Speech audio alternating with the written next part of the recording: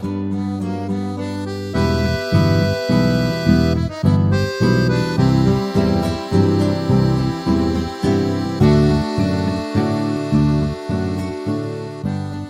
gracia de nuestro Señor Jesucristo, el amor de Dios y la comunión del Espíritu Santo sea con ustedes y permanezca con ustedes ahora y siempre. Amén. Amados hermanos y amadas hermanas, la semana pasada tuvimos una cierta forma de clase abierta sobre arquitectura divina, es decir, qué es la Iglesia, sobre qué fundamento está puesta. Y a través de la carta a los Corintios, ¿no?, que escribe el apóstol Pablo en el capítulo 3, pudimos saber que el fundamento es Jesucristo. Y Jesucristo no el imaginario nuestro o el Jesucristo, digamos, el poster boy, ¿no?, el hombre bonito, el hombre milagroso, así, el hombre de las frases bonitas, sino la palabra encarnada, es decir, la promesa cumplida de Dios en Cristo Jesús, la palabra de la cruz, la palabra de liberación y la palabra de reconciliación, ¿no?, que Dios en Cristo Jesús reconcilió al mundo consigo mismo. Esa es la base, el fundamento de la Iglesia. Y por ende, la edificación de la Iglesia no es a través de meras voluntades humanas, no se hace a través de mera afiliación de socios, no es que es por mera afinidad religiosa o por mera afinidad familiar o de sangre o de piel o de apellido, sino la edificación, la arquitectura divina se basa muy fuertemente en la proclamación, es decir, en la predicación de esa palabra encarnada que es Cristo Jesús. Esa palabra de vida, esa palabra de verdad, esa palabra de misericordia, fidelidad y justicia hecha carne en Cristo Jesús. Hoy, de cierta forma, tenemos la segunda parte de esta clase abierta sobre arquitectura divina, de qué es la Iglesia. Pero hoy nos vamos a enfocar un poquito qué es el sentido último, digamos, de la Iglesia. ¿Cuál es el propósito? El propósito es la Iglesia en sí misma, tiene un propósito ya, o el propósito es más bien otro más profundo. Y para eso vamos a escuchar un testimonio muy interesante de los Hechos de los Apóstoles, en el capítulo 6, los versículos 1 al 7, la llamada elección de los 7. Escuchemos. En aquellos días, como crecía el número de los discípulos, se suscitó una murmuración de parte de los helenistas contra los hebreos, de que sus viudas eran desatendidas en la distribución diaria. Así que los 12 convocaron a la multitud de los discípulos y dijeron: no conviene que nosotros descuidemos la palabra de Dios para servir a las mesas. Escojan pues, hermanos, de entre ustedes a 7 hombres que sean de buen testimonio, llenos del Espíritu y de sabiduría, a quienes pondremos sobre esta tarea. Y nosotros continuaremos en la oración y en el ministerio de la palabra. Esta propuesta agradó a toda la multitud y eligieron a Esteban, hombre lleno de fe y del Espíritu Santo, a Felipe, a Procoró, a Nicanor, a Timón, a Pármenas y a Nicolás, un prosélito de Antioquía. Presentaron a estos delante de los apóstoles y después de orar le impusieron las manos. Y la palabra de Dios crecía y el número de los discípulos se multiplicaba en gran manera en Jerusalén.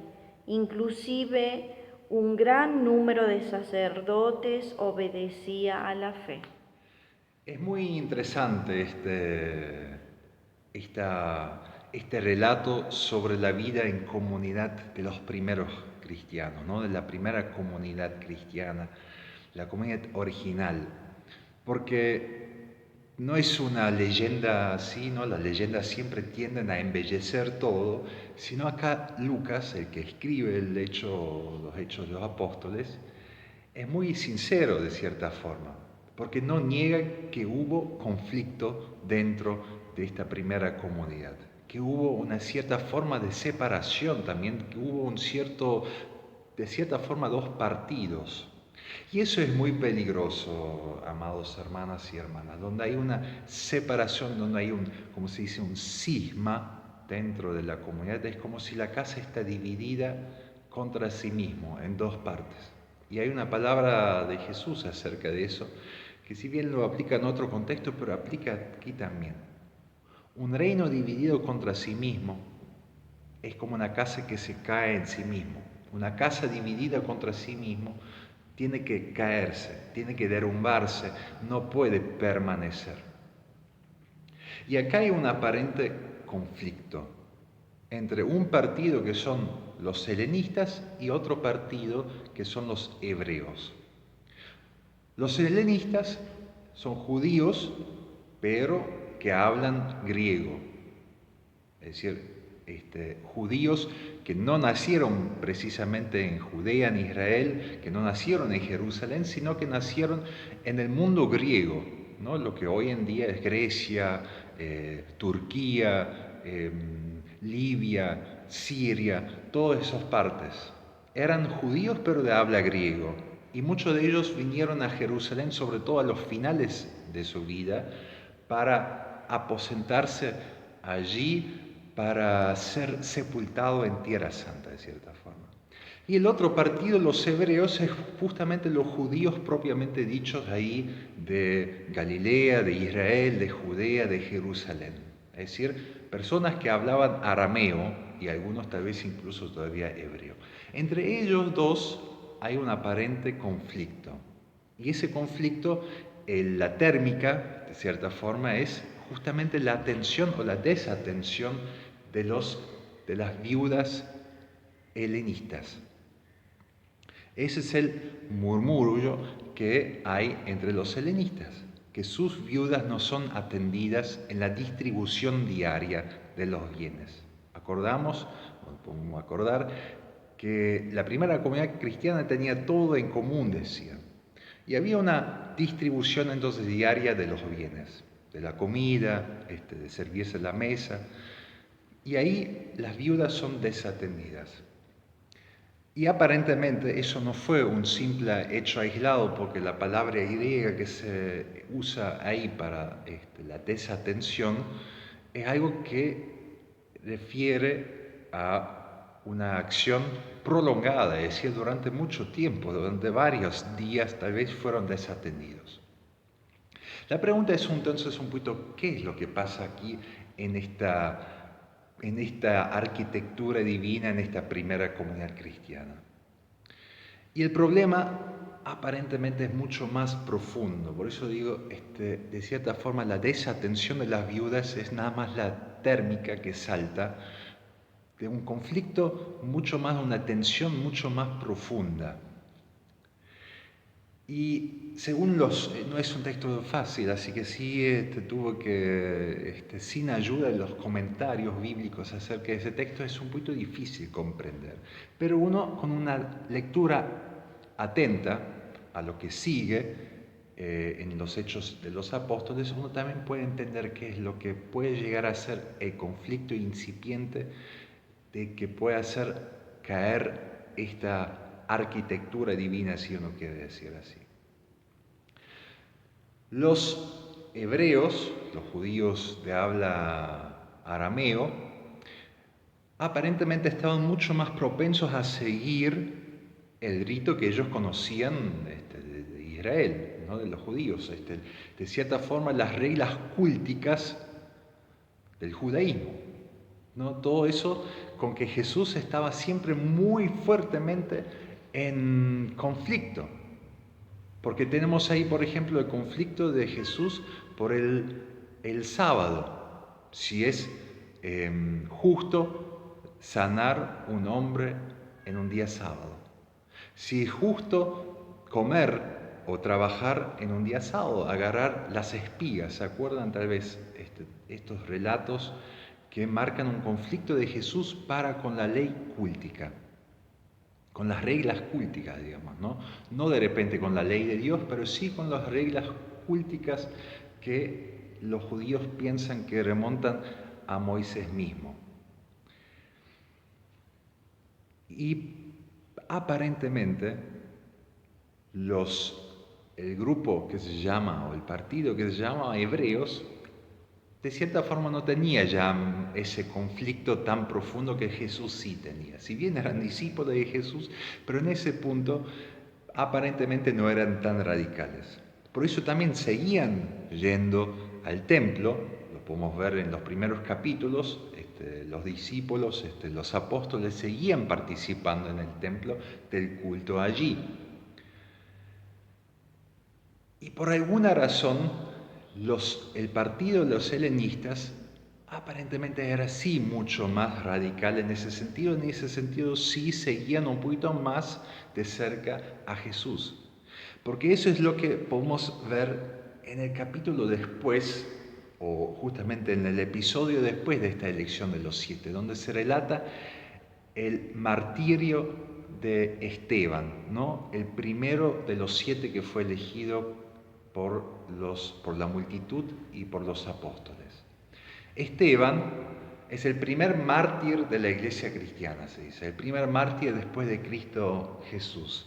Es apedrado y la acusación que se le hace a él, que es parte del grupo helenista, el grupo de habla griego de esa primera comunidad, es que él blasfema contra Dios y contra la ley. Pero cuando ellos dicen la ley, es decir, los judíos que lo están persiguiendo, que son igual que Esteban, judíos helenistas, cuando ellos se refieren a ley, se refieren a la ley de circuncisar, de circuncisión, de guardar el sábado, ¿no? De hacer todas esas cosas de cuales Jesús decía que eso no hacía a la seguridad, que eso no hacía la salvación, de que eso no podía ser constitutivo para nuestra relación para con Dios. Porque ¿cuál es el problema de fondo que Jesús ve en guardar la ley cúltica?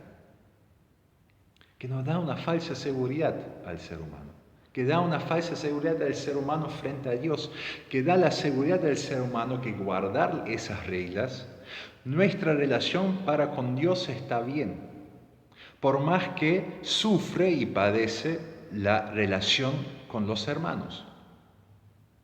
Otro texto para este día de hoy, el Evangelio de hecho para este día de hoy, es el Evangelio, la parábola del buen samaritano.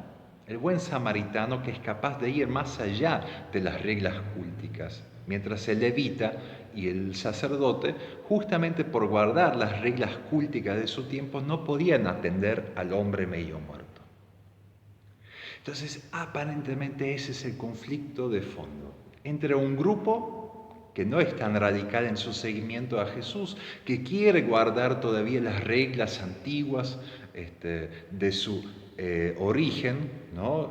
Guardar el sábado, de ser de cierta forma buenos judíos dentro de todo, siguiendo a Jesús. Y hay otro grupo, el grupo de los helenistas, a lo cual pertenece Esteban, a lo cual pertenecen los otros 6 elegidos en este relato, que son mucho más radicales, que entienden en ese sentido mucho mejor a Jesús.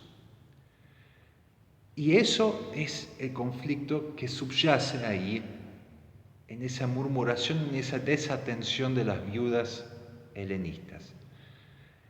La molestia entre un grupo que quiere seguir fiel a las leyes cúlticos y al mismo tiempo quiere seguir a Jesús, y un grupo que dice, no, tenemos que ser más radical con eso. Nuestra iglesia, nuestra comunidad no puede seguir basándose sobre las viejas reglas que hacían a la religión a que aplicamos antes, donde el templo era lo más central, donde había un claro orden, una clara jerarquía, y guardando todas las reglas, entonces uno podía estar seguro de tener la salvación o de estar bien con Dios, aparentando estar bien, digamos, hacia afuera, que eso hacía, digamos, nuestra relación con Dios. Y donde salta ahora ese conflicto es en la desatención de las viudas. Por eso probablemente no son más atendidos, por pertenecer a este grupo mucho más radical. Y ahí podemos ver donde ese disenso, esos dos partidos de repente, podrían llegar a ser un real problema, podrían efectivamente causar que la casa se caiga sobre sí mismo, que esa edificación se caiga sobre sí mismo. ¿Pero por qué? Porque justamente uno de los grupos quería tener como dos fundamentos. Por un lado sí a Jesús, pero por otro lado también todavía tener los reglas culticos para asegurarnos de que somos buenos cristianos, se podría decir. Es decir, querían bailar en dos bodas al mismo tiempo, como se dice. Y yo aprendí de parte de mi abuela, no se puede bailar en dos bodas al mismo tiempo. O se baila en una o se baila en la otra. Y esa radicalidad, ese radicalismo de cierta forma, ese fundamentalismo de parte de los helenistas, hace ese conflicto que empieza a emerger. Y ese poco fundamentalismo del otro lado. Y en ese sentido me parece muy sensato lo que hacen acá los apóstoles. Ellos ven esa murmuración, ellos ven ese conflicto y no lo dejan estar, no dicen, bueno, ustedes hagan rancho aparte y nosotros vamos a hacer rancho aparte también y cada uno feliz, separando la casa, sino para guardar la unidad, para seguir justamente en el ministerio de la palabra, como ellos dicen, para preservar esta edificación. Ellos eligen a 7 para que ellos hagan de cierta forma de gremio de los helenistas, para que puedan arreglar estos conflictos. Pero estos 7 no solamente eran de cierta forma elegidos porque eran buenos servidores de la mesa. Acá lo importante tal vez no es como a veces se piensa la diaconía, digamos, como el servicio de la mesa, sino ellos también son elegidos porque justamente por su disposición al martirio. Su disposición a dar testimonio del fundamento que está puesto y que nadie puede quitar, es decir, Jesucristo. Y de hecho Esteban lo lleva al extremo. Él da testimonio de ese fundamento que nadie puede quitar y al cual no se puede poner al lado todavía otro fundamento. Las reglas culticas que siempre sirven para que justamente nosotros nos sintamos segura en nuestra relación con Dios. Si nosotros realmente queremos entender que la iglesia se basa sobre el fundamento de Cristo, a veces nos haría bien en ser un poquito más tolerantes con las reglas de las cuales nosotros pensamos que hacen a la iglesia. Hoy en día me parece muy difícil cuando uno mira algunas iglesias que se basan de nuevo otra vez sobre reglas culticas, ¿no? Donde las mujeres tienen que vestirse así, donde los hombres tienen que vestirse así, donde el pelo tiene que estar así, donde el pelo tiene que estar así. Eso es nocivo. Eso hace justamente poner al lado del fundamento que está puesto otro fundamento al lado. Y eso es como una casa que se cae sobre sí mismo. Pero también no hay que ir tan lejos, porque en nuestra propia iglesia también de cierta forma tenemos reglas que definen nuestra posición ante Dios. El ser socio en nuestra iglesia, a veces sospecho que eso también hace justamente que haya todavía otras reglas al lado, otra base al lado de ese fundamento. No se puede tratar únicamente de ganar socios para nuestra iglesia. Y lo que menos quiero lograr en todas estas predicaciones, en todo lo que nosotros somos como iglesia, es ganar socios para nuestra iglesia. sino lo que nosotros hemos de hacer en nuestra predicación, lo que nosotros hemos de hacer en nuestra iglesia es, como antiguamente se decía, y mal se decía, es ganar almas para Cristo. Pero no solamente almas, sino cuerpos para Cristo. ¿Y eso cómo se gana? Como lo dije la semana pasada, para que todas las personas que lo necesitan puedan poner su vida sobre el fundamento que es Cristo Jesús, toda su vida. Y no solamente su parte religiosa, como lo quieren mostrar las leyes culticas, sino toda nuestra vida tiene que estar fundada sobre Cristo Jesús. Nuestra vida en la casa, tanto como nuestra vida en la iglesia, como nuestra vida en los trabajos. Nuestra vida pública, tanto como nuestra vida privada. Tiene que haber un solo fundamento. Y en esa relación que tenemos con los prójimos, tiene que estar siempre presente Cristo. Por eso decimos, un matrimonio se vuelve matrimonio en la medida, no en que cumplen todas las leyes culticas, sino en la medida que puede estar Cristo como cabeza de ellos, en que ambos pueden volverse una sola carne con Cristo a la cabeza. Una iglesia se va a volver iglesia no a la medida en que crece en cuanto a socios, sino en la medida en que es guardado el fundamento que es Cristo Jesús, en la medida en que entendemos que la sangre que nos une no es la misma sangre racial, no es la misma sangre familiar, sino que es la misma sangre de Cristo Jesús que Él derramó sobre nosotros y para nosotros, para unirnos, para ser Él el lazo sanguinario. Bueno, esa es la arquitectura divina. Esa la hemos de guardar. Esa la hemos de guardar contra todas las leyes culticas y contra todas las leyes que nosotros pensamos que deben hacer también una iglesia. Lo otro es añadido. Con respecto a todas las leyes que nosotros hacemos, debemos ser tolerantes. Pero donde debemos ser radicales es con respecto al único fundamento que está puesto. Y eso es justamente lo que fue preservado en esta elección de los 7. Ellos preservaron esa sabiduría. Hay que ser radical con respecto al fundamento que está puesto. Hay que ser radical con respecto a Cristo Jesús. Con respecto a las leyes que los hombres hacen y las mujeres también, que nosotros lo hacemos como humanos, con ellos podemos ser tolerantes. Porque al final, el que da la salvación, el que nos promete la salvación, el que libera, el que hace que nosotros podamos ser quienes somos, no somos nosotros, sino es Dios. Por eso el Salmo dice, el Salmo 130, nosotros no somos obras de nuestras manos, sino nosotros somos obras de la mano del Creador. Y por ende a Él debemos dar la gloria en todo momento. Y por eso la razón de ser de la iglesia no es la razón de ser en sí mismo, porque ahí volvemos justamente a las leyes culticas, sino la razón de ser iglesia es ser iglesia para los demás, para que todo aquel que quiera venir pueda venir, para recibir en la iglesia palabra de consuelo, palabra de verdad, palabra de vida, liberación de todas las opresiones, para convertirse en una oveja de este rebaño. Que Dios nos haga sabios como a los apóstoles, que Dios nos haga radicales como a estos 7 en el anuncio de su evangelio, y que seamos tolerantes con las leyes que nosotros mismos hacemos.